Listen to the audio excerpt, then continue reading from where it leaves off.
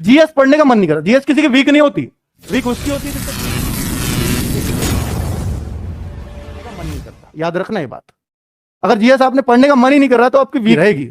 अब इसके लिए क्या करें बच्चों? जीएस के बहुत सारे सब्जेक्ट, बहुत सारे पहलू हैं, बहुत सारी क्लासेस इसी की वजह से बढ़ती हैं। तो मैं आपसे ये कहता हूं कि जीएस में आप पहले ये देखिए, आपका सबसे ज्यादा मजा आपको किसको पढ़ने में आता है? हिस्ट्री, ज्योग्राफी, इकोनॉमिक्स, आपको पॉलिटी। सबसे पहले ये देखिए कि आपको सबसे ज्यादा मजा किसको पढ़ने में आता है।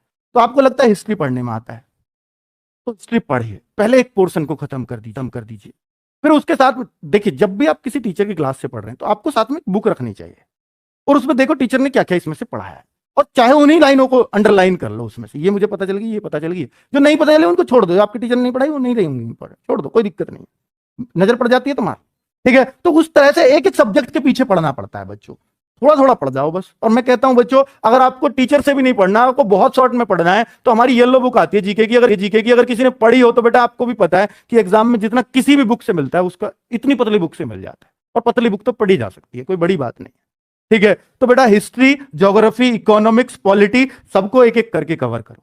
एक साथ कवर नहीं होती है ये। 1 से 1.5 घंटा, बहुत ज्यादा करो तो 1 से 2 घंटे आप जीएस के लिए दोगे ना दिन में निकाल के, लेकिन रेगुलर बेसिस पे एकांत में सेल्फ स्टडी में, तो आपका जीएस मजबूत हो जाएगा 2 घंटे पढ़ने से भी, ठीक है।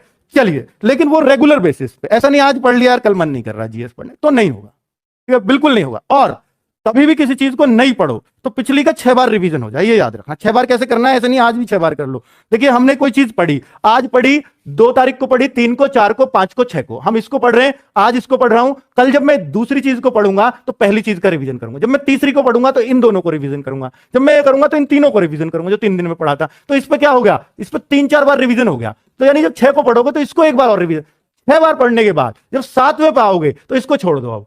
अब जो 2 तारीख को पढ़ा था, 3 को, 4 को, 5 को, 6 को, 7 को पढ़ो।